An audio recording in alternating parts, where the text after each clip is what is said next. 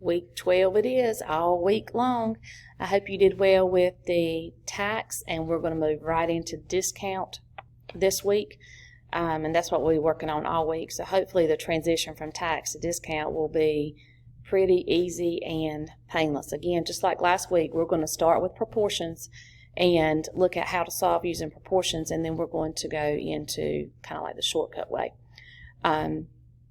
Discounts, I hope you will find especially helpful, maybe coming up to the Christmas season, that kind of stuff. A lot of people like to figure out how much money they're going to save buying Christmas gifts and all that kind of stuff. So I hope that you find it helpful and that you can start computing some of these discounts in your head as you get better with it as we go. So again, we're going to look at a couple of different ways. There's lots of ways, but we're going to look at two main ways.